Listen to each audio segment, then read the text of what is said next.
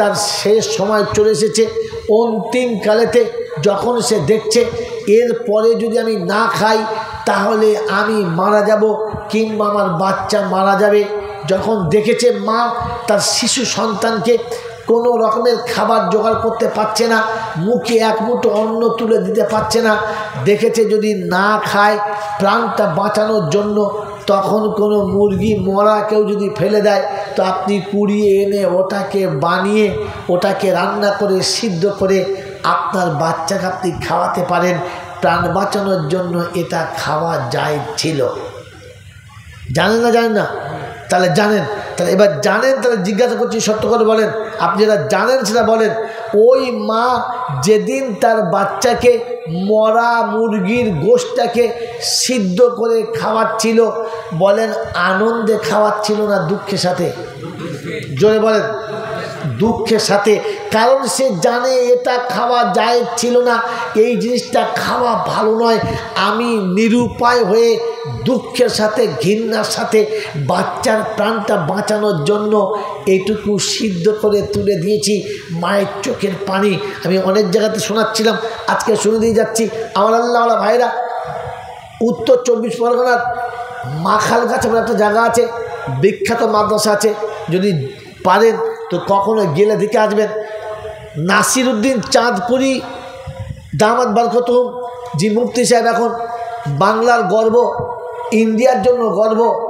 এখন যত রকমের বেদাতি আর লামজাবি আছে, ফারাজি আছে, একটা মানুষের নাম শুনলে চুপ করতে বাধ্য, সেটা নাসিরউদ্দিন চাঁদপুরি দামাত বরকতুহুম।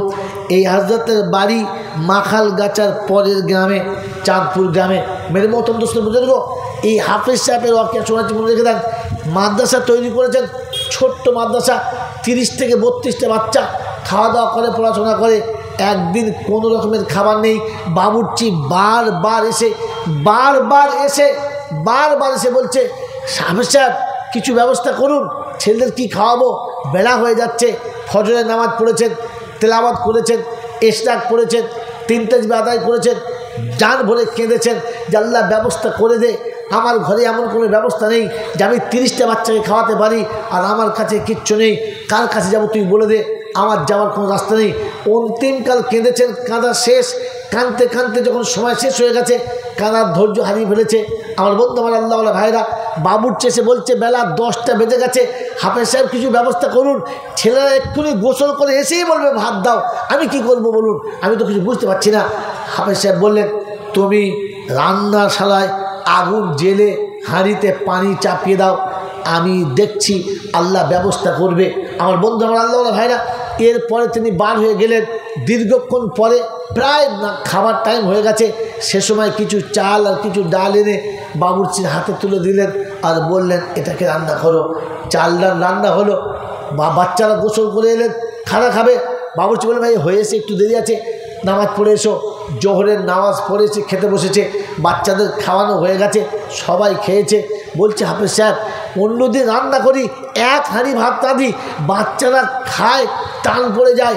আজকের 1 হাঁড়ি ভাত হয় নাই, কিন্তু সব বাচ্চা পেট ভরে খেয়ে চলে গেছে, এখনও হাঁড়িতে ভাত রয়ে গেছে।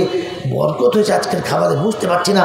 খাবারের পরে সবাই খাওয়া হয়ে গেছে, হাফেজ সাহেবের সামনে প্লেটটা যখন দিয়েছে, খাবারটা হাত দিয়ে বসে আছে, আরও স্টাফরা খাচ্ছে, বাবুর্চি খাচ্ছে, আর হাফেজ সাহেব খাবারে হাতটা দিয়ে বসে আছে, চোখ দিয়ে পানি top top top top top top করে পড়ছে, ভাতের থালা ভিজে যাচ্ছে। বাবুর সাহেব জিজ্ঞেস, হাফেজ সাহেব কিছু মনে না করেন তো, বলেন না, কাঁদছেন কেন, কি হয়েছে বলেন, বাড়িতে কোনো বিপদ, কোনো অসুবিধা? বললেন না রে। বলে কেন বলেন? বলছি খাবারটা আমি খাবো না, তোরা খেয়ে নে, আমি আজ আর খাবো না। বলছি কেন বলেন না? সকাল থেকে কিচ্ছু খান নাই, চাও খান নাই, বেলা হয়ে গেছে, জোর নামাজ পড়লো চলে গেছে, খাবেন না কেন? খান, কি হয়েছে বলেন? বলছে না খেতে ভালো লাগছে না। বলছে বলেন না কি হয়েছে? বলছে শোন, বাবুর সাহেব বলছে শোন, সবাই খেয়ে চলে গেছে, বলছে আমাদের কেউ নাই তো? বলছে না। বলছে শোন, সকাল থেকে আমি খুব কেঁদেছি, আল্লাহর কাছে চেয়েছি, আল্লাহ কিছু ব্যবস্থা করো।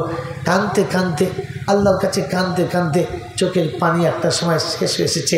আর কাঁদতে কাঁদতে দেখেছি গ্রামের 2টো বড় বড় গরু, হিন্দুদের গরু মরে গেছে, ভাগাড়ে ফেলে দিয়ে আসছে। আমার চোখের সামনে নিয়ে গেছে, দেখেছি। নিরুপায় হয়ে চোখের পানি মুছে ছুরি নিয়ে গিয়ে ওই গরুর চামড়া দুটো ছাড়িয়েছি, মুচির কাছে বিক্রি করেছি। আর ওখান থেকে বিক্রি করা পয়সা দিয়ে চাল ডাল কিনে এনে আমি আমার বাচ্চাদের মুখে তুলে দিয়েছি। ওরা জানে না যে মোরা গরুর চামড়া বেচে আমাদের পেটের ভাত এসেছে, ওরা জানে না। ওরা খেয়ে চলে গেছে, তোরা খেয়ে চলে গেছিস। আমি তো জানি যেটা মোরা গরুর চামড়া বিক্রি করার পয়সা দিয়ে আমি চাল ডাল কিনে এনেছিলাম। আমার বন্ধু, আমার আল্লাহওয়ালা ভাইরা, একজন হাফেজ সাহেব মানুষ, সে গ্রামের বাচ্চাদেরকে, দেশ বিদেশের বাচ্চাদেরকে মুখের অন্ন তুলে দিতে গরুর চামড়া, মরে যাওয়া গরুর চামড়া যেটা বিক্রি করার ছিল না জায়েজ, ওটাকে কেটে তিনি বেচে চাল এনে খাইয়েছেন। তার অনুতপ্তে চোখের পানি পড়ছে। আমি আপনি মুসলমানের ছেলে, এতটা দুঃখে তো পড়ি নাই যে সুদের টাকা না নিলে আমার বাচ্চা মারা যাবে। আপনি কি করে সুদের টাকাটা খেলেন? আপনার খাবার সময় একটু লজ্জা লাগলো না? আপনার খাবার সময় চোখে পানি এলো না? এক মা তার বাচ্চাকে মৃত্যুর মুখ থেকে বাঁচানোর জন্য মরা হাঁসের গোস্তটা খাওয়াবার সময়তে বাচ্চা খেয়েছে, মা চোখের পানি ফেলে আঁচলে মুছে নিয়েছে, বাচ্চারা খেয়েছে, আর হাফেজ সাহেব চোখের পানি মুছে নিয়েছে। আপনি মুসলমানের ছেলে হয়ে ওই রকম বন্ধনের লোনের টাকা তুলে এনে রান্না করে হাসতে হাসতে খাচ্ছেন কি করে? আপনার মনে থাকা দরকার ছিল না? এটা তো আমার জন্য মোটেই জায়েজ ছিল না। আপনি আমি যখন টাকা তুলে এনেছি খুশিতে না দুঃখেতে, বরং গর্বের সঙ্গে এনেছি। জানেন আমি লোন পেয়েছি। কিসের লোন? বন্ধনের লোন। কত? 1 লাখ টাকা। ওই 1 লাখ টাকা তুলে এনে আপনি খুশিতে নিলেন কি করে? আপনার মনে মনে হলো না তাই মুসলমানের ছেলে এই হারাম টাকাটা আমার জীবনে আসছে কি করে? আমি আমার বাচ্চাকে খাওয়াচ্ছি কি করে? আমি আমার বাচ্চাকে পড়াচ্ছি কি করে? আপনার যদি সত্যি প্রয়োজন ছিল তো আপনার কমপক্ষে এই পয়সায় মাল কিনে খাওয়া বা পড়াবার সময়তে অনুতপ্ত হওয়া দরকার ছিল, চোখে পানি থাকা দরকার ছিল, রাতের অন্ধকারে কাঁদা দরকার ছিল যে রব্বুল আলামিন, আমি বাপ হয়ে বাচ্চাকে এরকম একটা নোংরা খাবার তুলে দিচ্ছি। এ অনুতপ্ত আমার জীবনে থাকা দরকার ছিল। বরং আমি আর আপনি অনুতপ্তে নয়, বরং খুশিতে, আনন্দে, বড় খুশির সাথে সবাইকে দিচ্ছি আর সবার কাছ থেকে নিচ্ছি। আমি লোকের কাছে টাকা ধার নিচ্ছি, 2000 টাকা আমাকে দাও, কী করে দেবে তুমি? বলছে জানো না 3 মাস বাদে আমি লোন পাবো, লোনের টাকা তুলে তোমাকে দেবো। কি মিথ্যে কথা বলো না, সত্য কথা জোরে বলেন। ও ইচ্ছা করে নিজে সুদের টাকাটা নেবে এবং জায়েজ মনে করে নিচ্ছে যে ওখান থেকে টাকা নিয়ে দেবো। ওটা তোমার বাপের টাকা, ওটা তোমার কামানোর টাকা। তুমি কি ওখানে জমা রেখেছিলে না কোনো জিনিস বন্ধ রেখেছিলে? তুমি এমনি করে জোর গলায় বলছো যে মনোজন টাকাটা একদম তোমার জমা টাকা। 3 মাস আগে তুমি যদি মারা যাও কে দেবে? কার কাছ থেকে দেবে? আমি বললি হ্যাঁ তুমি জানি এখন 30 বছর বাঁচবে, কিন্তু মরেও তো যেতে পারো। এই কথা মনে করে কখনো একবার নামাজের মশলায় বসে বলেছ আল্লাহ আমি তো মনের জোরে বলে ফেলেছি 3 মাস বাদ ওই হারাম টাকা নিয়ে শোধ দেব, কিন্তু বাঁচবো কিনা তো জানি না। আল্লাহ আমাকে নিরুপায় হয়ে এমন মিথ্যার আশ্রয় দিতে হলো। এই কথাটা কমপক্ষে মনে করে আমার মনে অনুতপ্ত এসেছে, আমি অনুতপ্ত হয়েছি।